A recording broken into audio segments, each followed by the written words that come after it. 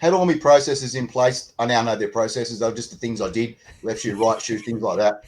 And I had all my warm-up stuff plugged in because it wasn't very scientific. It was almost grip it and rip it. Just there, let's have a crack. Let's go. Let's tear them a new one.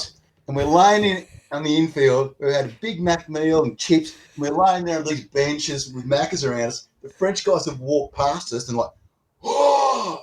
And very rarely ever watch me race because I was an entertainer or a loose cannon, whichever end of the spectrum you want to be on.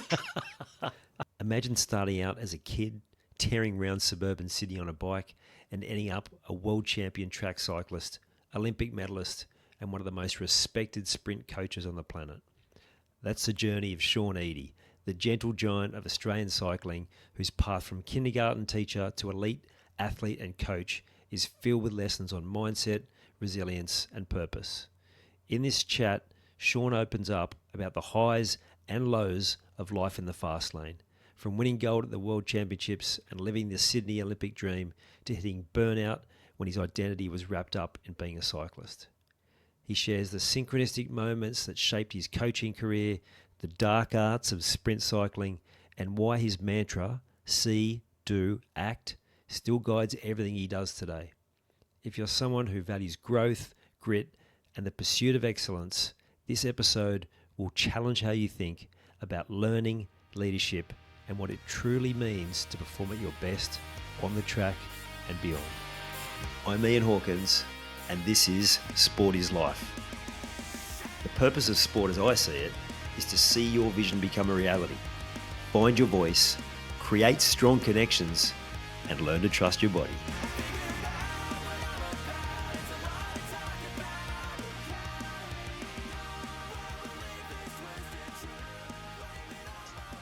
Hey Sean, how are you going? Very good, Ian. How are you? Really good, mate. Thank you for coming on. Appreciate it. That's great. Now we better get the job ad out in the first place. You're between jobs at the moment. You've got a few irons in the fire, but if anyone's looking for an elite international cycling coach, make sure you hit us up. Yeah, definitely. Got a passport, happy to travel. I think the wife's happy for me to travel. Been home for a couple of months now, and it's like need to get off the lounge.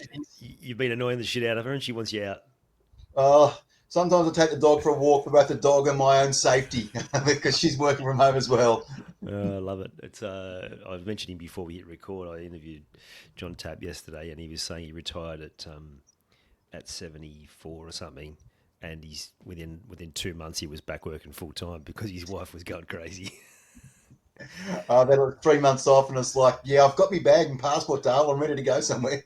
Yeah. Now on that, looking through your vast resume and job history, you've been working in international cycling programs all over the world.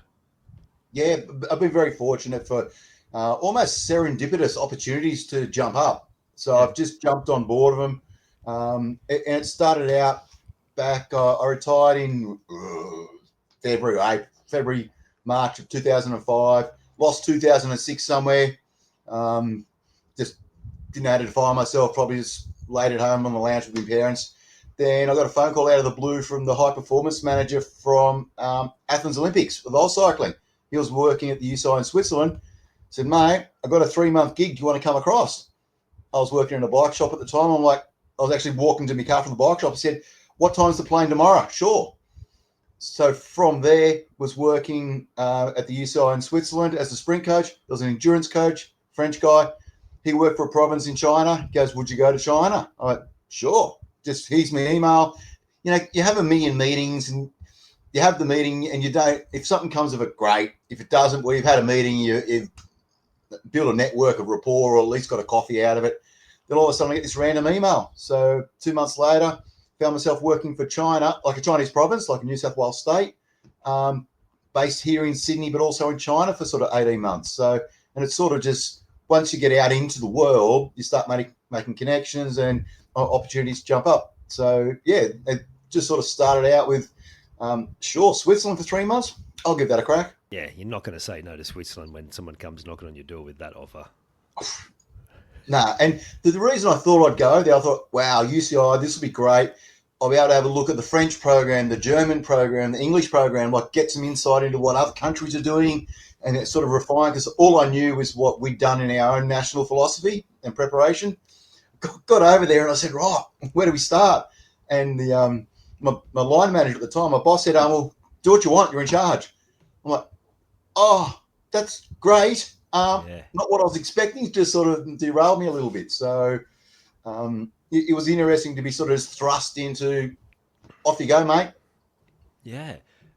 Now, you've come from being an athlete to then thrust into coaching. Had you kind of been thinking like a coach prior to that? Had you had any background in coaching, or was this basically going in cold?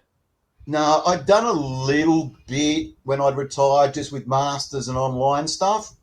But with my career, because I didn't come to sort of any real success until I was like 25, 26, and finished when I was like 33. And a lot of the stuff that I learnt was with a old home coach from Hurstville. We had this old book, a 1960s Italian book called Agonistic Cycling.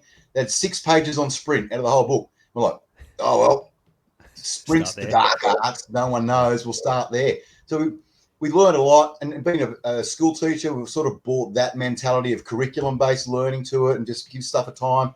So by the time I got to the national program, I had a lot of personal experience and knowledge. And I asked a lot of questions, much to the frustration of a lot of early coaches, because I go like, why are we doing this? Not as a criticism, just as me wanting to understand. But the preference then was to get kids out of juniors who were just happy to be there. Yes, sir, no, sir. I was like, well, hang on. I've got pretty good and you've picked me, convinced me, let me buy in. So some coaches took that on board towards the end of my career. Early on, not so much. They took more as an affront. Mm-hmm. So towards probably the back 3 years of my career, 2001 onwards, it was almost more of a collaboration between myself, Martin Barras, who was the national sprint coach, and Craig Coldock, who was the S&C coach for Oz Cycling, just because I had a lot of knowledge and personal experience and knew what worked for me and didn't. So I had an inkling then. I'm like, I'm probably going to be pretty good at this coaching stuff when I rack it, just from the experiences that I had, good and bad, because you need them both to have a perspective and a balance and some credit. If it's easy all the way, you just think it's easy all the way. Yeah, and you describe that contrast between the ones that were prepared to actually let you get involved and the ones that saw that it's like almost an attack on their ego. Is it when you're only the athlete? What makes you think you know more than me? Is that a bit what it was like, you think? Yeah, pretty much, and also very different physical preparation philosophies. So back in the late 90s, it was much more of a metabolic sort of stimulus, like fitness and lactate threshold. I'd come from a strength power and high intensity, low volume, maximum recovery perspective. So they were very contrasting and opposite ends of the spectrum. So it was very difficult for us to connect on a middle ground because they were so far apart. And I found that when I started coaching here in New South Wales with some of the regional kids, I'd type up my stuff and send it out. I actually did a road trip because I'm in Sydney. Did a road trip up to Armidale, down to Dubbo, then Wagga, just to see where these athletes trained. Yeah. So we went up there and knew the families reasonably well. Went out at dinner, a couple of beers, and the old man goes, "So all the stuff you sent up." I'm thinking, what the bloody hell is this? And then he goes, 3 months later, somehow it's working a treat. I just didn't understand. So there was a lot of that. The other funny thing was apparently, I said, how far from Armidale to Dubbo? A couple of hours, mate. It was like 6.5 hours. Really went out of petrol. Oh, no. That's outstanding. This country versus Sydney perspectives. Yeah. Mate, everything you say, I've writing heaps of questions. We might be here all day, Sean. What you just said then brings me back to you sent me a one-pager about learning, and it's fascinating. I want to dive deeper into that later, but one of the things you talk about there is the importance of understanding and then being able to apply that and map that across a whole lot of different areas. So was that almost a lesson you learned in those early days of like, I actually need to be a bit clearer here? Yeah, and it come from, once I got entrusted with these kids, it's like you sort of I started at what not to do. what was the negative experience that I had that I can avoid, and it's quite simple of just sitting down and having a conversation, of just outlining very rudimentary at the start. And I still say to some young kids at the track now, I said, if you're going to come and work in my group, everyone's going to tell you it's wrong. They're not going to understand, but just have a look at the people that have come through the group and see where they are and make your own decision. Love So, it. and then and I love the questions why. If I can't answer why, it's a really good reason. Why are we doing it? Geez, if I haven't got a reason, but if I don't know, I might leave it with me. I'll go and find out the answer and touch into someone who has got the answer so I can come back. And the questions also make me re-evaluate. Yeah, why are we doing that? Are we doing that because this or that? Which can get a bit tricky when you've got. So I do an individual sport, sprint cycling, and they've got one team event, which is really funny because individuals riding as a group of three, but not necessarily as a team. But I had athletes from the age of sort of 17 through to 23. So they're all at different stages of development with different questions and different levels of interaction. It was really good in the group because the group could coach and demonstrate to the young people what the next step in the process looks like. But they're always like, well, how come he's doing that and I'm not? Well, you're 18, they're 24. And just sitting down, taking that time with them to explain it and saying, and I'm a part whole process pathway. So when you can do this, we can do that. Love your question and just answering it so they've got something to go, oh, I need to get better at that. Yeah, get better at that and we can revisit it. Love it. So they've got actually stages mapped out. They can see where they're heading. They know where they're at. It's that clarity and certainty, right? Yeah, and 100%. And just we're pretty lucky in Cycling. We've got performance standards for what they call categorization. So when you do this time and this time, you move to a different level of in the pathway, which then opens you up to different levels of support or interaction and things like that. So used properly can be very incentive based. And I tend to be a little bit, I've had to tone myself down because I've worked out what I'm like a bit with my presence and my enthusiasm. But one of the first questions I ask is, well, how come you lose? What are you bad at? And that can be quite confronting for people. But that's the easy fix. Yeah. If we can identify your weakness and start on that straight away, yeah, that's going to make you a better package and more well-rounded and build some character and resilience as well. Is that question come from your own experience as the athlete? Yeah, pretty much. So back in the 90s, there wasn't a whole lot of technical direction given to us as athletes. It was, all right, go out and watch a race, these 3 races from the back and try and win. Okay, well, how am I going to do that? Out you go. Where it's now, it's a lot more technical stuff, a lot more video, and we incorporate a lot of the technical skills into our training activities, so they've got the experience of doing it. So it was actually, and it comes back to the school teacher thing. Okay, let's do this bit, then this bit, then this bit. Once you do this bit and this bit, we'll add in the 3rd bit. Then you're going to stuff up the first 2 bits because you're thinking about the 3rd bit. Just going back to that process-driven thing we call it now that we didn't have back then, and just really focusing back in on me or the individual. So it's relatively simple for the race strategy. You do your race because your race is really good. And if you execute that, you're going to be hard to beat. And if you lose, come in and I'll tell you the one thing to change. I love it.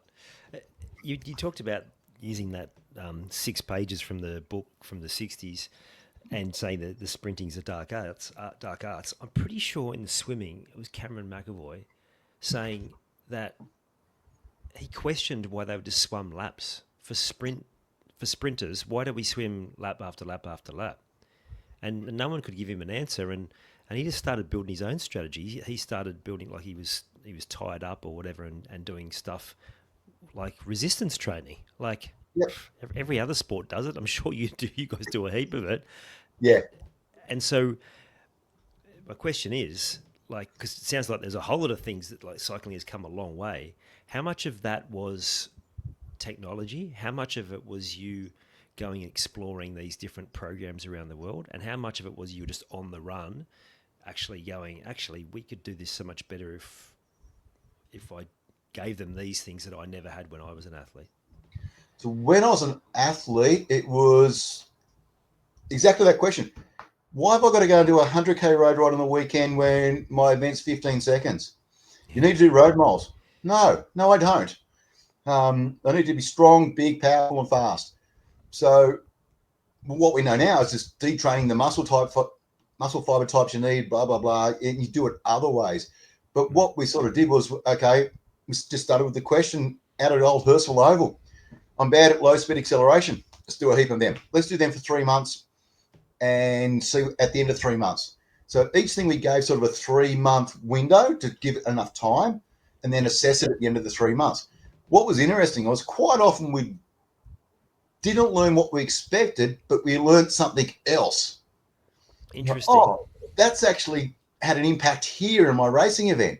And it wasn't until like 5 or 10, so that was early 90s.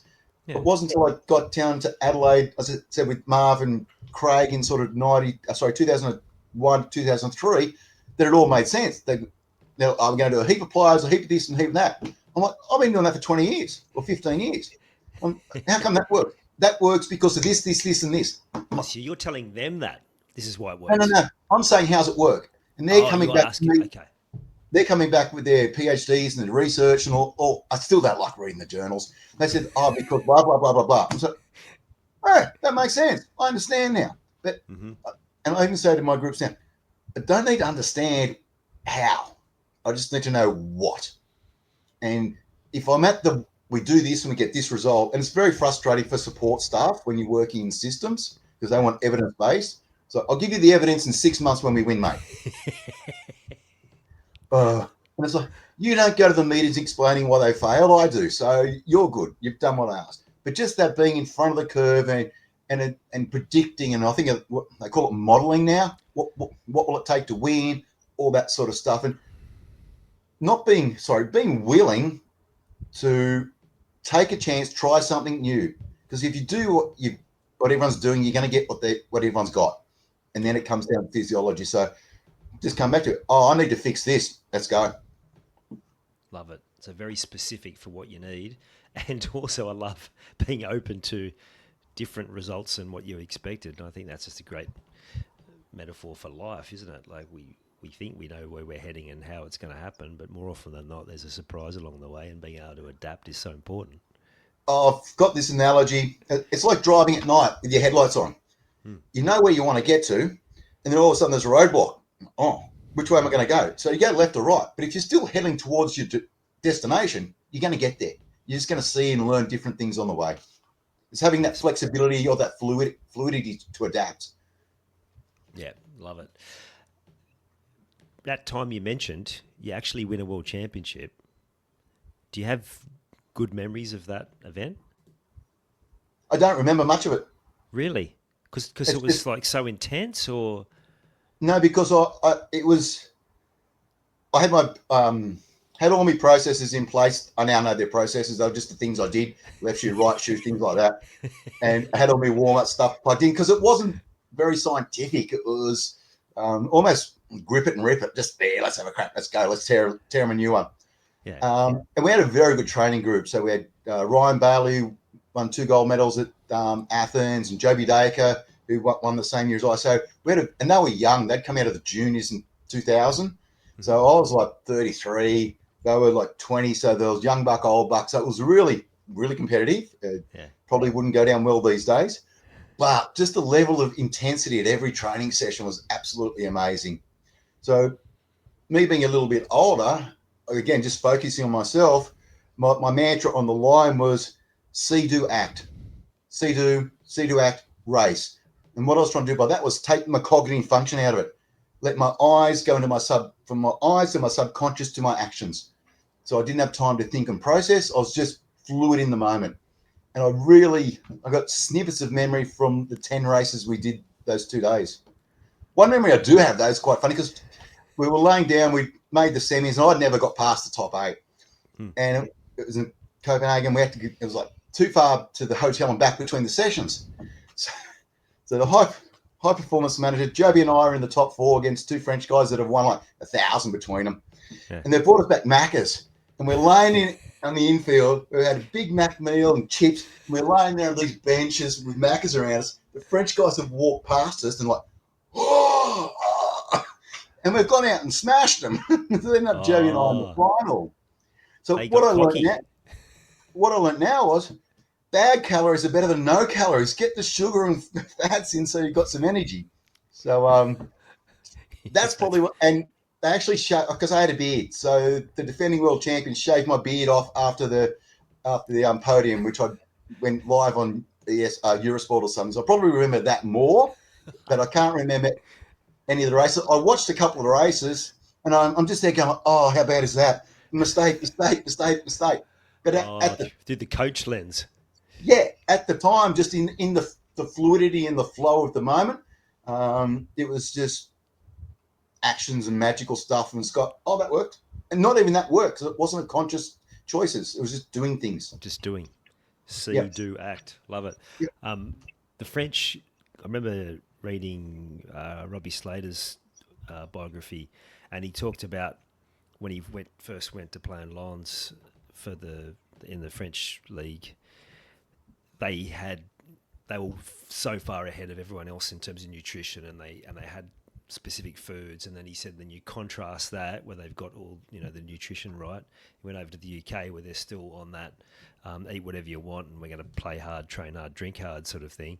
So I imagine around that same time you're going to, if the French are already doing that in football, they're more than likely pretty strict about it. So I reckon that would have got in their head. They wouldn't have known how to take that almost, would they? No, because we were training in Italy like 6 months before, 3 or 4 months before, and it was somewhere in mid-Italy, and it was stinking hot. It was like 40 degrees. And we're staying in these brick little rooms with colour-blind shutters, so to speak, and the sun was coming in the afternoon. It was hotter in the room than outside. We had a little race up in place in Paris called Saint-Denis. Hadn't shaved for like 3 weeks. And I'm a monkey, okay? I'm hairy. Yeah. So I had this like little beard. Went up there and I've walked in with this like, we call it 3 weeks a month growth. And they've all gone, oh. I'm like, hey boys, what's going on? And our coach, Marv, he spoke French. They're gibbering away in French, and Marv's come up. He goes, big man. I'm like, yeah, Marv. You've upset him. So, okay, put him on the list. How? He goes, you can't race with a beard, they're saying. This is not a beard. I'll show him a beard. So I hadn't shaved from another 2 months to Worlds. So we turned up in Worlds in Copenhagen. I had this 3-month beard, and I'll probably gather on a bit of character, like a bit of a joke. So we're there, and they're all like, oh. So Arnaud Tourneau, who'd won like heaps of world championships, when we got to the semis, he comes, Sean, if you win, you must let me shave your beard off. I'm like, sure, mate. I've never got past the top 8. No worries. Like, pretty safe. Yeah, that's where I was at. So we were playing him up. We were in the pits and we were gelling the beard down and all this sort of stuff. When I tuck into aerodynamic foil, and just all this BS. And they were buying into it. They were buying into it. It was hilarious. So good. Another thing I do remember, we rolled off in the final against Joby and it was 1-1. And the first, and I normally hear nothing. You probably hear a lot of people say that. First 50 metres, all I can hear people is go, les barbes, because that's beard in French. Les barbes. I'm going, I can hear them. So I just went back into my space and won the last one by like a tyre. But that's where it was getting it. No, put that out back into just almost wrapping to the flow state. To be able to do that in the moment when you've already started, that's actually pretty impressive. Like, do you look now back as the coach of like that? Actually, that is pretty amazing. I was able to do that. Yeah, fortunately, the first part of the sprint race is really slow. We're only doing like 7K an hour, so you got time to go. Oh, this is bad.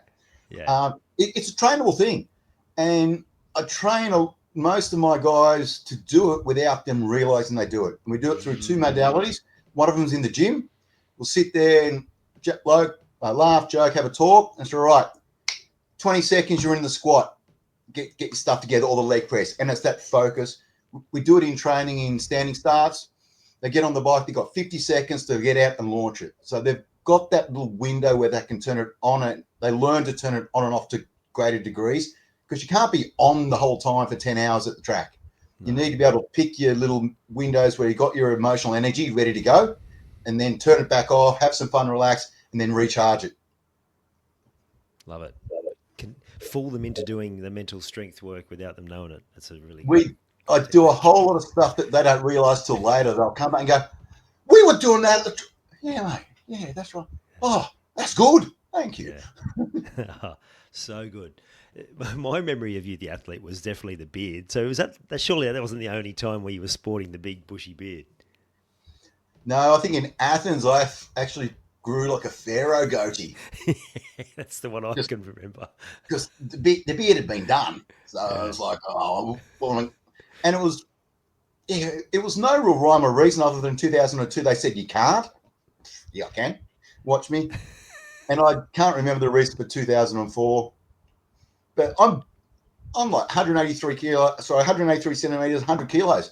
I'm not aero. A little bit of facial hair is not going to be like any indication. But the distraction, the gimmick is what got into people's heads. Love it. So a lot of people, world championship or Olympic gold, they've got this story and they can remember the moments, and it's like, they talk about how good it felt. It almost sounds like that wasn't the experience for you at all. Like, I'm sure you look back at it fondly, but did you have any moment where you were like, oh, that kind of wasn't as I was expecting? It's great to win, but The next morning. yeah, right. So at the time, it was great. Joby came up and gave me a hug as we were riding around at whatever speed, no hands. So went to my parents in the grandstand. So you do get swept up in all that emotion and the tears. Because I hadn't had a drink for like 6 months. I pulled my head in. I was like, we're going to have a crack at this. So I Yeah. was like 4% body fat, grumpy because I was hungry. But like I'd change my meals and food for how big my next session was. It was just like, I was not pleased. I got sent on anger management road rides sometimes because I was a little bit fragile. My wife says I still am at times, but I'm like, oh, environment. Um, she's out, so I'm safe. But it wasn't until the next morning when I woke up, and I don't know what I expected. I just woke up and went, breakfast time. Okay. Pack me a, let, bags. a letdown or just carry on? No, it wasn't a letdown. I don't know what change I was expecting from having achieved this ridiculous dream. Mm. And then what I realized was there was no change. All I've got is an extra shirt and a necklace to take home. Yeah. And some stories and experiences, don't get me wrong. Yeah, But oh, yeah. Okay, so the rest of us who might have aspired to hit these moments, we can rest assured that it's actually no big deal. I'm not saying that. It was a pretty big deal. Like, it was 33 when I did it. And it was like, Yeah. I've been chasing this dream, using it as a reason not to work, run out Mm. of excuses. Yeah. So do you remember having your parents there must have been amazing because I imagine for them having watched you work so hard for so long, and I'm sure they did a fair bit of hard work as well, more than Yeah. just transport, but like emotional support and all of those different things. That must have been a great moment to have them there and to that embrace and really celebrating that family journey as well. Yeah, they were wonderful. I spent like 10 years living at home in a caravan and a site shed just Yeah, because I didn't have any money and the house was full. I'm the oldest of six and stuff like that. So it was just having that freedom just to pursue it, coming out, food there, go to sleep. And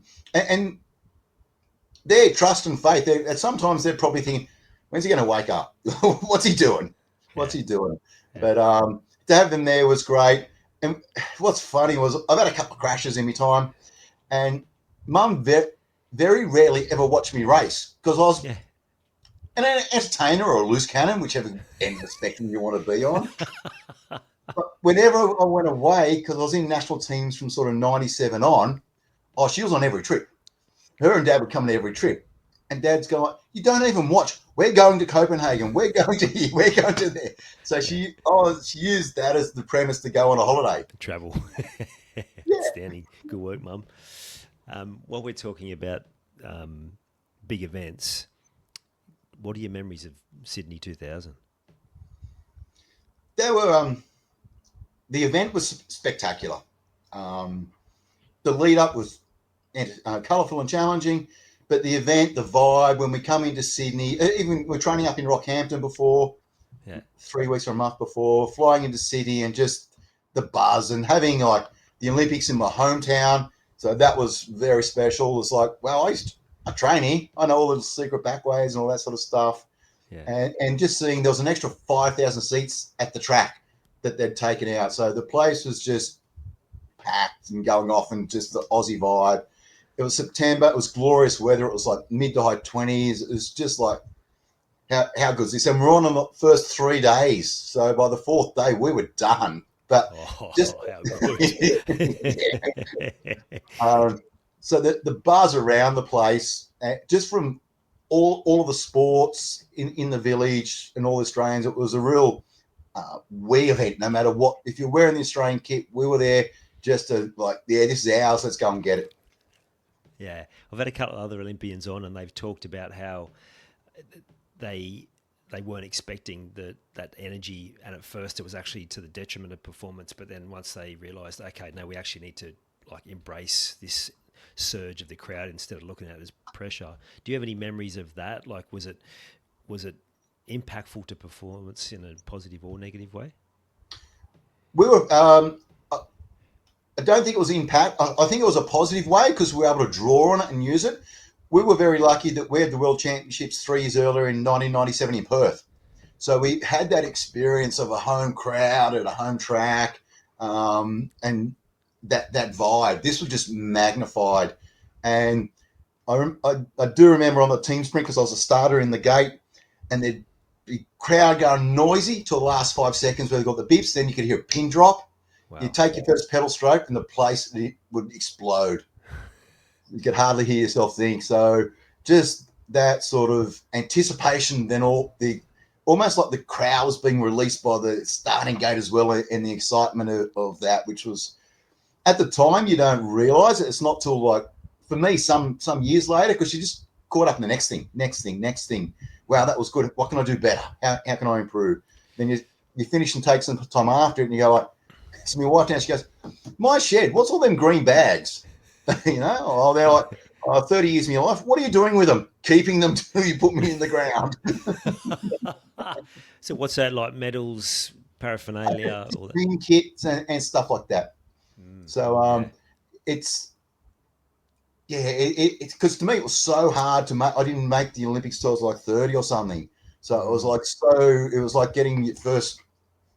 Was my first kit, Olympic kit. It's like so special. It's like I've worked so hard for this that's just going to sit there, and as long as I know it's there, I'm happy. Probably never going to wear it again. Maybe the suit if we go to a function or something. But the kit's the kit, and I like me ring out to get it. Yeah, so good. And because you didn't get that success till later in your career, is that why you kept going to Athens and beyond for a bit? Went to Sydney, and just off the high of Sydney. It was like, and we had a change in coaching staff from Sydney to 2001. Yep. So after Sydney, I wasn't really sure if I was going to continue, because the head coach for sprint at the time and I didn't see eye to eye. I was older, he was older, different philosophies. And he actually got me to do my own training program with his sign-off leading into Sydney, because it was just so far removed from what he understood. Really? Wow. Yeah. So I wasn't sure. And then I was sitting at home, just, I don't know, probably doing nothing, because I'm really good at that. I get a phone call from a number I don't answer, with a number I didn't know, and it was Martin Brass. I'm like, and I knew him. He was former GB sprint coach. He goes, Sean, I'd like to come and train. I'm like, okay, Marva, why? What's going to be different? What can we do different that's going to make me improve? And almost interviewing him to sell it to me. Yep. So he come back with some really good answers that I couldn't replicate here in Sydney on my own, because I was training on my own, just with one person helping me. No motorbike, no nothing. Just we're training at Tempe, an outdoor track, until Duncan Craig comes. So he convinced me, and it was more the rapport that we had, the connection as well. He asked me questions, I asked him questions, we listened to each other's answers. It's like, yeah, this is going to be collaborative. He's listening to my knowledge and experience. So I think it's certainly worth the exploration. So from there, it just went on. Good success in 2002, injured in 2003. So after the injury, I'm like, no, I don't think I'm done. Let's go. Yeah. And there was young fellas coming through, and being the old dog, it's, you know, the triggers. You know how to play the game and get the best out of yourself and maybe not other people when you need to. So, and Experience. yeah, and I think we got fourth by 2 or 3 thousands in Athens. So Oh, did that hurt? yeah, it did at the time after the year we'd had. It was a very tumultuous year in Australian cycling. So I was very pleased we got so close. Very disappointed we got so close. Yeah. And probably the thing I'm proudest about from that one is because we were on day one for the cycling with the team sprint that turned up every day and helped Ryan Bailey warm up every day on the track, helping just that team thing. So, and then he goes on to winning 2 events, and Kells gets a medal in. Shane Kelly gets a medal in the Kira. So, just that team vibe for an individual sport. It was like, come on, boys, I might be done, but we're not. Let's finish this. Yeah, love it. And I guess there must be, I know it's not your home Olympics this time, but there must just be a buzz about the Olympics that is almost addictive. Oh, I say to people, they say, oh, were you lucky? I said, I did a home Olympics, then I went to the home of the Olympics. You're kidding. How much luckier can you get? Yeah, so good. Hey, what does 0.02 of a second equate to in distance? Not much. Because we're probably doing 65K, probably 3 mil. 3. Something like that. That hurts more than the 2 1,000s. Yeah, it sounds worse, doesn't it? Yeah. But again, it could be worse. You mentioned Shane Kelly before. Like, everyone knows about the what he had to go through. That must have, unimaginable turmoil that must have been. But then the comeback, we go to Sydney and Athens and then Beijing. And get medals, It's successive medals. So just the longevity of that success is amazing from him. Yeah. Do you still keep in contact with those guys, or how many of them went into coaching and are sort of doing the circuit with you? So Shane Kelly's working out at the VIS at the moment, and that's pretty much it. Darren Hill, stay in touch with him every now and then. So touch base with him back in September because there's 25 years of Sydney. So he's got his own business over there, and I think Gary Neon's in Melbourne managing Beasley Cycles. There's some big names in Australian cycling right there. Yeah, that's cool. What a ride. No pun intended. You mentioned like a pretty tough time when you retire. What was it? Just like a natural time to retire? You've just done Olympics. You said 2005. So did you keep going for a little bit longer because of some particular? Yeah. No, I kept going just because that was what I did. It was my identity. Yeah. And we were living down in Adelaide. Everything was it was pretty well set up then. We had accommodation and meals provided for us. You just turned up, rode your bike, went hard. The coaching structure was still the same. So it was very comfortable, collaborative, supportive going forwards. And then sort of, I want to say February, picked in the national team to go to Worlds. And I just cracked. Just ended up at the track one day in tears for no particular reason. And the head coach, not the discipline head coach, just says, you're not going to Worlds. I'm like, okay. So, have you thought back now, like you said, no particular reason, but have you thought back now about, like, was that just like burnout maybe? Yeah, I think it was burnout. Just, and I was 35. Yeah. And just your body's screaming out for you to stop. Yeah, be quiet, buddy, be quiet. You'll have a rest day. And I think it's being older and the pressure of the young people coming through, which is superb because it keeps you young and invigorated and pushes you. But it does drain you when you put so much into it and you don't recover emotionally or psychologically as quickly. And you see them making such quick gains, and your gains are, you almost, if you're not making gains, you're just hoping you're not losing any, as you're sort of going over the hump of the hill. So I just think I didn't take enough time to care for myself, because after the Olympics, you either check right out or you jump on the bandwagon, flying around everywhere, having the parades. And there wasn't such the big focus on the emotional support then. It was very much physiology based and a little of technical, tactical stuff. So what is in place now for the emotional support? So certainly a lot better at the national team level. If there's don't work there, so I can't speak to it too much. But at the level I work at. So when I was at NSWIS recently, we had a performance team. So one of my things was everyone in my training group's got to touch in with the performance staff at least once a month.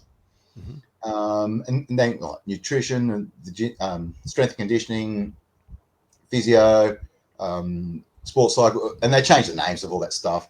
And it could be at 2.5 hours or it could be 10 minutes. It's just depending what was required.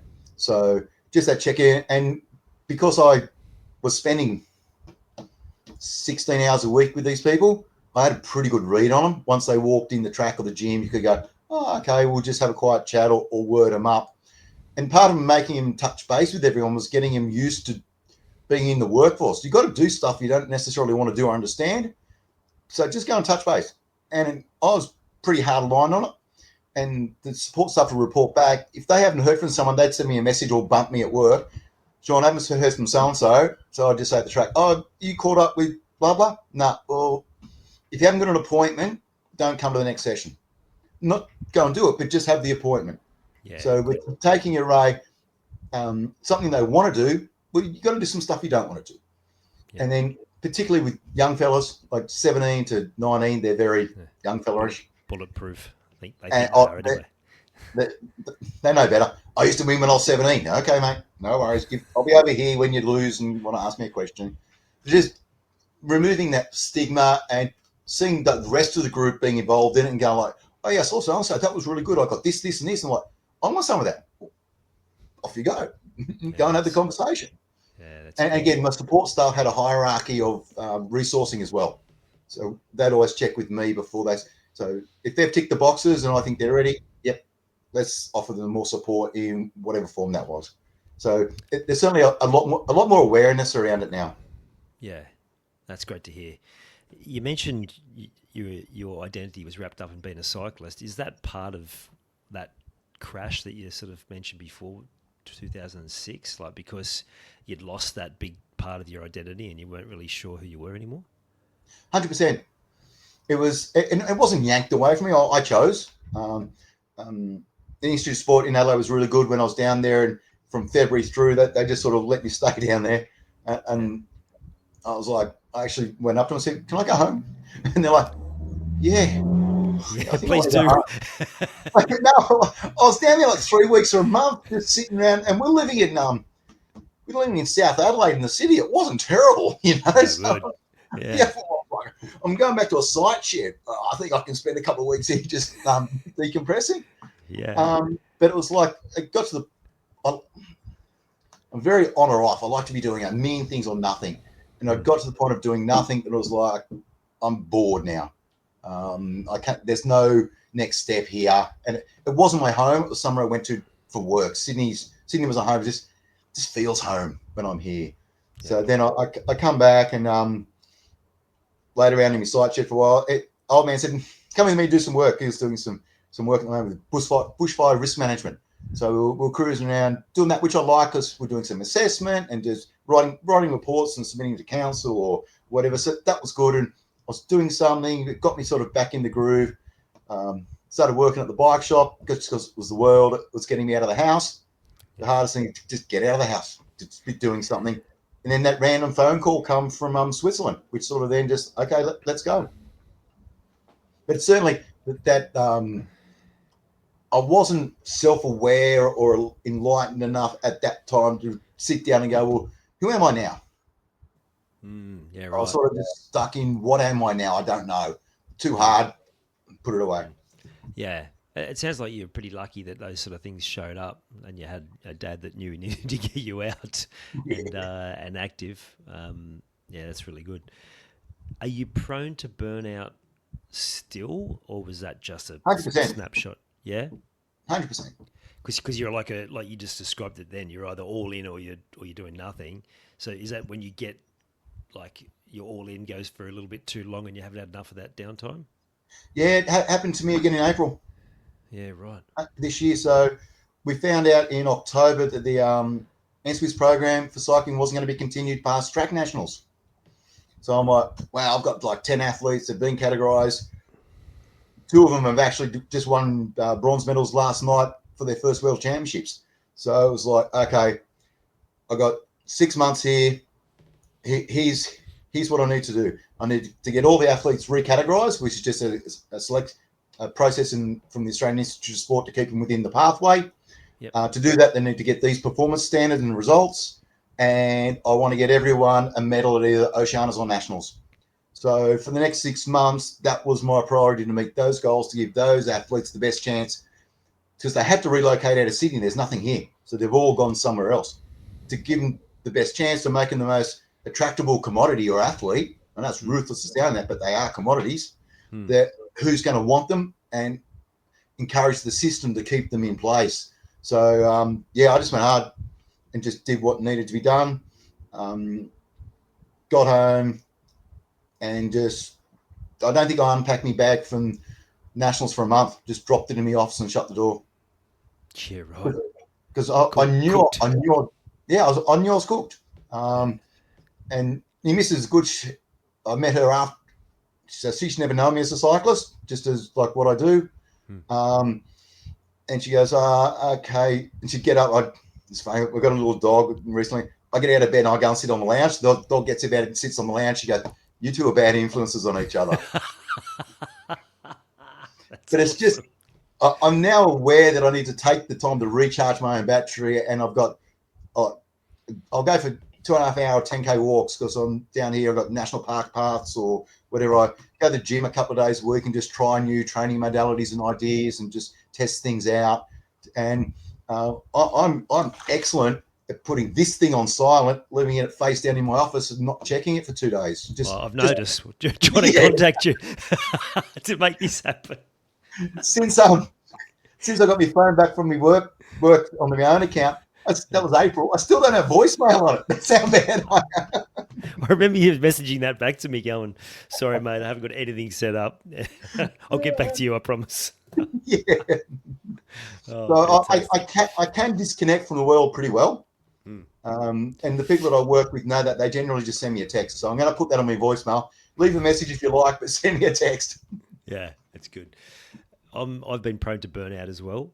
And the thing I've been trying to develop is, what are the warning signs? What are the things that show up before I've kind of gone over the edge, and also preempting those breaks? Have you put things in place now? You said you've got that awareness around it, but have you put things in place to make sure that it doesn't happen again? I'm trying to negotiate that into my contract negotiations now. What's been really difficult when in my last roles was why I had a lot of support within the company, like with S&C and nutrition and psychological service and physio. I didn't actually have any support at the track. So when I was at the track, it was me, the motorbike, and the athletes. I had to do all that. I didn't have any assistant coach or any backup staff that could come in and just cover sessions, so I could take a week off. So I was unable to miss a session because there was just no one else there to run the session. So I'd probably get 3 or 4 days between Christmas and New Year. That'd be it. And that'd have to get me through to April. Then generally the season ended in April. But here's the kicker.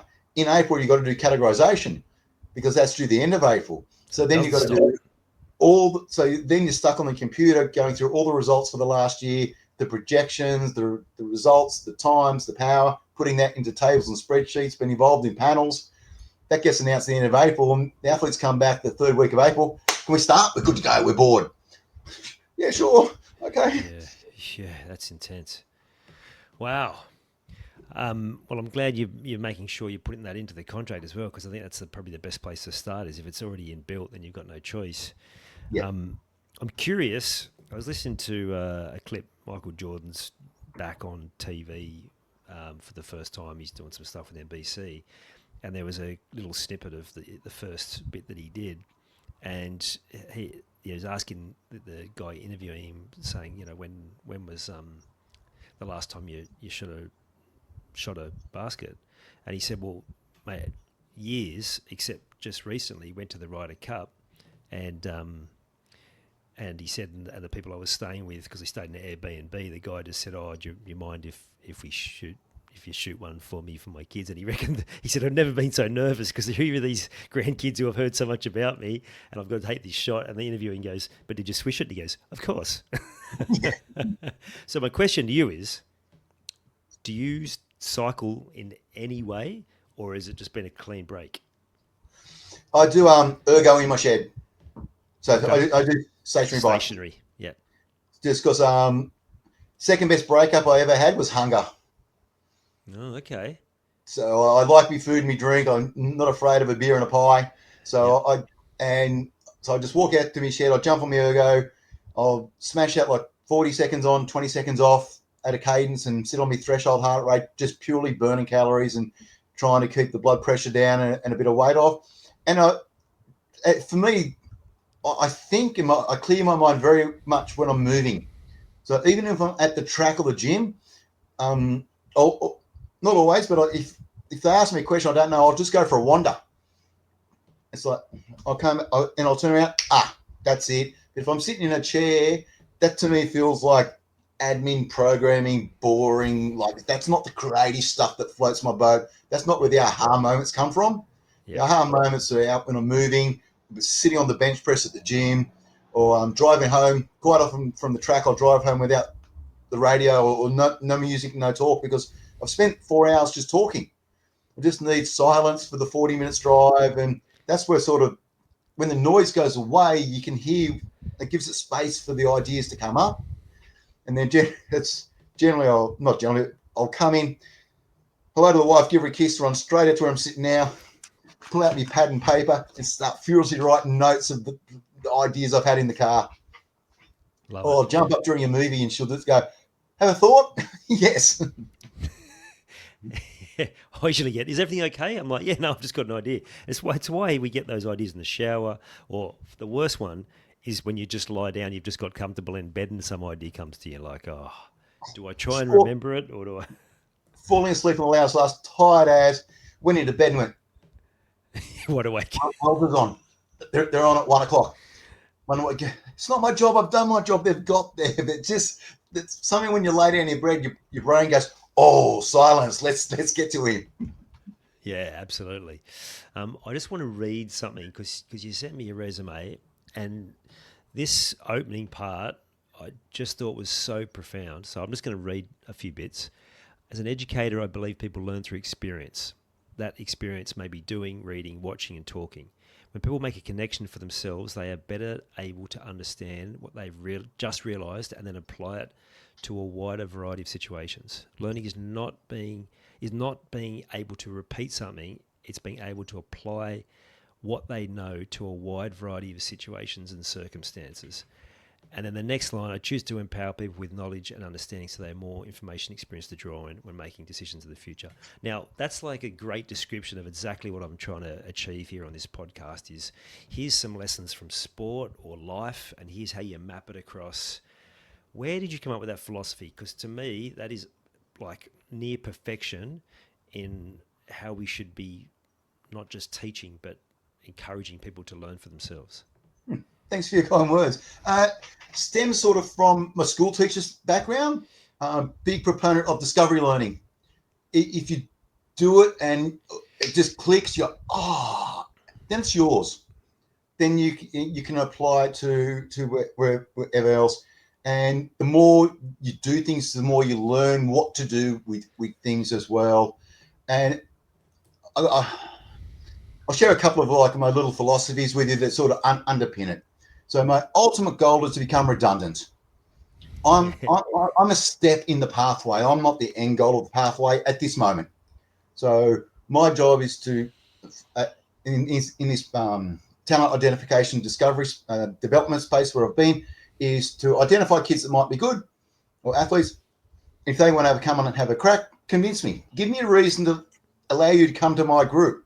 Why? Because some parents going to have a whinge that you're here and their kid's not, and I need to have an answer.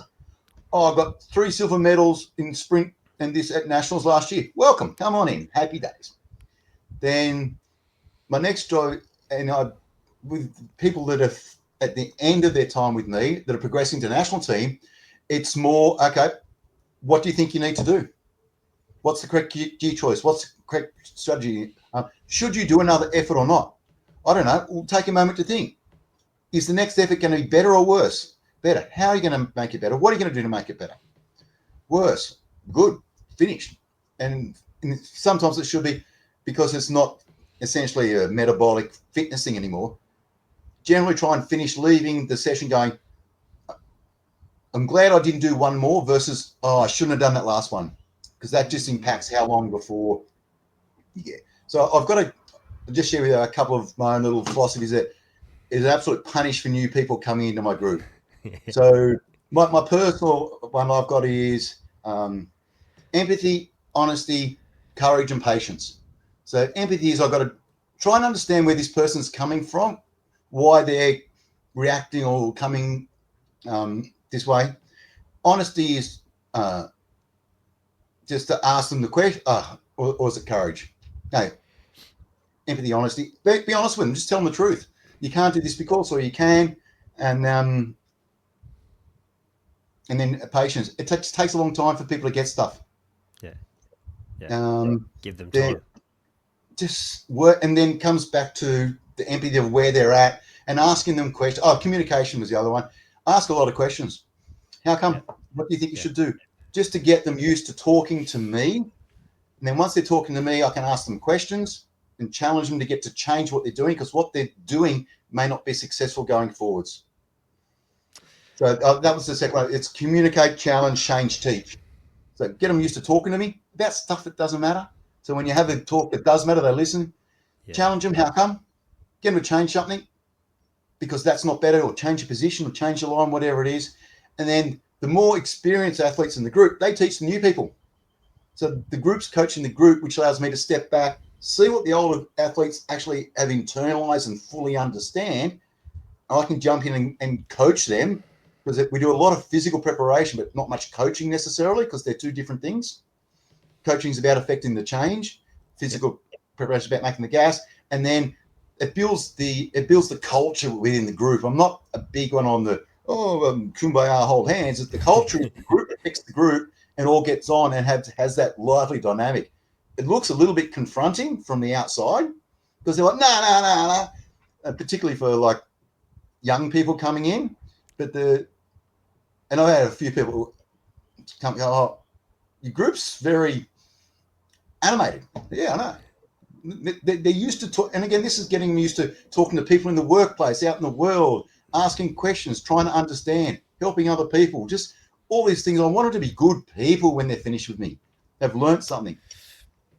And the irony is, towards the last 3 years, in my group, I've had 6 women and 4 men, and aging from 17 through to 23. I've become a women's coach, which 10 years ago, people would have gone like, him, no chance. Yeah, right. So just and that's me learning about not only myself, but the shift that's required in the different communication styles with different, not just genders, but different levels of maturity and understanding in people. So good. And I love that as a philosophy. It's what I try and take into any of the sports coaching I'm doing, is like, you first and foremost, you're making them better people. Yeah. And I love how you describe, you're giving them the confidence to go, because the reality is a fair chunk of them won't go onto that elite level. And I don't know if anyone in cycling at a track level has ever got anything that's turned into a full-time job. Most of them are going to have to go into some sort of career, and giving them that grounding so that they can go and take on anything. I think that's fantastic. You mentioned the flip side is, as they get more confident with those questioning things, they come up and go, so Sean, I've been thinking. It's like, when I say I've been thinking, they all go, which is good that they're invested in their own careers. Love it. And what you said about your job is to make yourself redundant. That's my job as a coach as well. Like, we're working with people. There's too many places in this world where the system is designed for dependency, Yeah. and more places where you can empower them to be the best that they can be, then that's how we're going to actually get improvements, not just in individuals, but collectively. When you go into those different environments, you said you've changed a fair bit and you've learned how to deal with different, like the different genders and other different people. What element comes into the different, we talked about identity, the different identities, the different types of learning and communication methods. How do you navigate around that? Is that something that's become almost instinctive for you, or do you actually have to put some effort into that? To a degree, it's instinctive now. I think I had a little bit of a heads up with that with my education background, Yep. but I actually did a level 3 coaching course a couple of years ago now. And one of the major works I did was on styles of learning and effective communication. So down a couple of questionnaires, did a study on it. So generally what I do now is a new kid athlete comes in, I'll just get them to do this little questionnaire, boom, boom, boom. Are you an auditory, visual, or kinesthetic learner? And everyone's all three, but when I know what their primary one is, it helps me with the cues to give them. Watch how they do this. I want you to feel that, or a language I want to pull forward. Just the way that goes to their main modality gets further into their brain, because if I ask them a question and I get the blank look of it, that means I've asked the wrong question. So I've got to change my words or my language so that I'm asking the same thing a different way, so it's a way that clicks for them and they go, oh, yeah, I can do that. So I make it a bit like the Matrix and the key, the long hallway with the doors. I'm just going along, which one? That opens that right through to the next one, and with each individual. And that's something that you have a foundation in, but then once you spend so much time with these people, you get to know them and understand them and can hone in pretty quickly. Yeah, that's good. I remember when I started learning about these different, I was doing leadership training. I think it must have been initially like the different learning styles and trying it out with like 8-year-old kids on a football pitch. And, you're wondering why some kids aren't listening. And then you say, okay, listen up. And then you go, okay, everyone look over here. And suddenly those 3 or 4 kids that never listened, you just have to use the right language and suddenly they're paying attention. I'm like, has it really been that easy all this time? It's amazing. And that's experience. The interesting thing with the young athletes too, the young athletes I'm a lot more directive with because they don't have the knowledge or experience to collaborate with me. Okay. So I start out, we're doing this and this. Why? Because I can be because you're bad at this, and this is the best thing which can make you better faster. And you sell it, you got to incentivize them because this is why you lose. So let's fix that so you win. Oh yeah, let's do that. Whereas the older athletes will come in with more experience and knowledge with the question. So as they transition from, say, the 4 or 5 years they spend with me, they transition almost through from year 1 to year 6 or year 7 to year 10 or 12. We do this, I'll explain why, versus to what do you think we should do here? Because I don't know how they are. They're the best judge of them. And the athletes are the biggest variable I've got. I don't know what I'm going to turn up with to work with each day, what they've done, if they had a good night, they've broken up with their partner, had an assignment, haven't eaten enough. So I've got my plan and my framework, and it is just that. And it's like, okay, throw it all up in the air now. Let's do the warm-up while I think about what's next. I'm glad to hear that because that's me sometimes too. I'll be laughing at the 3-step program. 3 steps from the car to the track. You're working out what you're doing.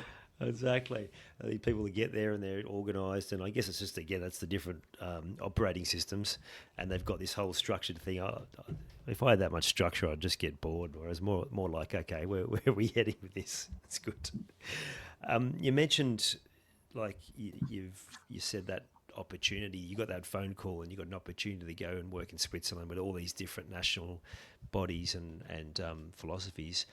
Has there been something that you've learned in that vast experience across a whole lot of different countries and programs? Has it been like one or two things that you've learned that you would never have thought of unless you had that experience?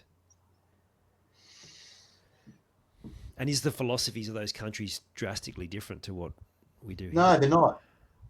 It's astounding. So we're talking philosophies, not the execution or application of the philosophies. But right. The underlying philosophies are pretty similar because we're all doing the same sort of thing. How we approach that and the different activities we might do, sure, that's different from state to state, coach to coach, and that's That's the art of coaching.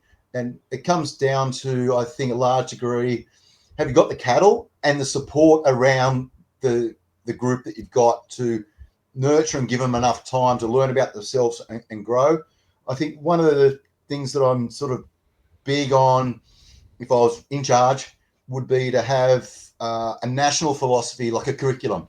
National team philosophy is this. That looks at state institutes or sports, or your semi-elite, that looks like this. The development looks like this, and identification or talent looks like this. It's there loosely, but a specific sprint one saying, so the national coach goes, okay, our focus is going to be acceleration followed by max speed and then speed endurance at the end. Okay. We can start building those components earlier down the pathway. So when athletes progress through, they've already got a foundation in the next step. So they're not coming to me at second year, 17, 18, and I've got to retrain them because most of the training they've been doing is wrong for what we need to do. So it goes back to year 0 instead of being at year 2 in terms of what I can do with them. It almost sounds they need someone who's been a teacher who understands coaching to write this curriculum. So that might be somewhere down the track in your future, by the sound of it, Sean. Oh, I could certainly see that. And the funny thing is, everyone wants to hang on to their secrets. Like, ooh, it's like, I can give you everything that like Shane Perkins done or I did with Carly McCulloch, and it wouldn't help you because you're 10 years behind them. I can't do with my athletes what the national team does. And if I did, I'd break them and they'd rack it. So it's more about having a vision of that's what we're working to, which, like my own baby, which we've done this week with Lilita Taranoff and Danny Barber, prepared them to be ready for the national coaches to utilise them at World Championships, which they've both got bronze medals overnight. So I've done my job of building that foundation that then they can lay the next level of expertise or preparation on them almost straight away without going, oh, we need a rebuild and things like that. And I think certainly I've got a part in their thing, but I don't own them. So it's not a matter of trying to cling onto the athlete and it's becoming redundant. Fly, be free. I can't help you. Go to the next place. Yeah, that's good. You must get a lot of satisfaction out of them being able to pass them on and then them to get results like that.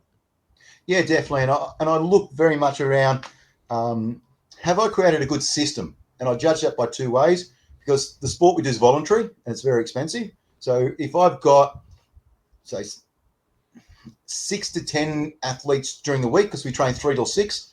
So some athletes turn up at 4 o'clock because they get there after school. But if I've got that number of bodies turning up and wanting to do this, I think I've got a good environment and culture because they keep turning up. And then how many people am I getting progressing through? So that, to me, identifies a good system. So I don't just have an outlier where I go, 15 years ago, I trained that person and they were good.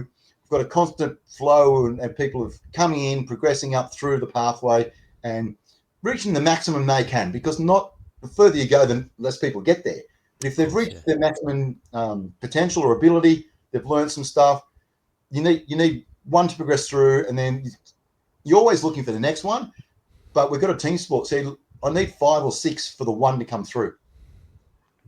Love that. All right, so I don't know if you can answer this, Sean, but I actually had some cyclists ask if can I get a cycling guest. So for the amateur cyclist who's just looking to get better endurance or maybe ride some longer races or whatever, like is there a general like rule of thumb, or is it really sticking to a lot of what you've already said, is that having that self-awareness and that understanding of okay, this worked last time, what do I need to change for next time? Yeah, very broad question. I'll have a crack. I think it's trying to be as individually specific as you can. So I'm assuming we're talking generally endurance sort of stuff and things like that. I mean, most people, I don't know too many people are doing sort of sprint for recreation and for fitness. Well, it's not fitness; it's fun. But so as a general, people overtrain. They just do way too much, and they go into competitions just tired. So it's about, are you doing more training or better training? What's the quality like? And I see with a lot of the enduros, because I love bikes. I'm a fan. I'll go down and watch the local crit or whatnot, and you'll see people running like 4th, 5th, or 6th, and you got so close. And I'll try not to be too technical, just more of a fan. Oh yeah, no worries. I'll do some extra Ks this week, and that'll help me. I'm sitting there going, you got rolled in the sprint, mate. You got to the finish. You're doing enough Ks. Yeah. You haven't got enough speed or speed endurance or acceleration or some other element. Or if you get dropped on the hills, go do some threshold intervals on the hills. It's amazing how little work you need to do, because what you're trying to provide is a stimulus. You're trying to stimulate your body to adapt, not annihilate it, so it can never recover. And that actually marries up with a lot of the learning around more recent data around long distance running as well. Like, it's actually, you want to do more, like I think it's like 4 out of 5, so maybe 80%. You want to be doing a low heart rate for endurance, and then just that 20% that you're doing for speed, which is usually not what us weekend warriors do. We just go, I'm just going to go out there and hell for leather and hard as we can. So yeah, it's like, and from what you said, it's like getting more specific. So if there's a particular part of the race that you haven't done well, then maybe do some work that's going to help that particular part of the race. So your 2 and 3 hour rides on the weekend, your coffee shop rides, they're almost your recovery, your low level recovery rides, and then doing more specific interval based stuff, either on ergos or a hill or a road during the week when people are more time poor because they've got work and families and commitments like that. So it can be really time efficient. Get on, smash out 30 minutes on an ergo, or 6 2K efforts at threshold on the road, or whatever it is, and then maybe, blasphemy, have the day off before your race. Watch a movie. Yeah, exactly. Well said. It's coming from someone who knows burnout. Well said. It's good. Sean, I really enjoyed this. You're not just a cycling coach, you're an entertainer as well. But I also know there's a heap of wisdom there for the listeners and viewers to get a hold of. So thank you very much for coming on. I'm glad I eventually managed to get a hold of you on the phone. We could arrange this chat. Glad I answered it. No, I've thoroughly enjoyed it too, Ian. Keep up the good work. Cheers, mate. Appreciate it. What I love most about that chat with Sean Eadie was how grounded his perspective on performance really is. He's lived both sides, the athlete chasing gold and the coach guiding others to find their own version of it. His mantra, see, do, act, says it all. It's about awareness, action, and trust. Backing yourself to apply what you've learned, not just repeat it. Whether you're leading a team, raising kids, or pushing your own limits, Sean's reminder to ask why before how is a game changer. If this conversation got you thinking about your own purpose, performance, or transition, reach out. I'd love to help you get clear on your next move. You've taken the time to listen to this whole episode. Now it's time to take action. Commit to one thing you've learned today and make it happen. And to avoid any obstructions, join the Sport is Life movement by clicking on the link in the show notes.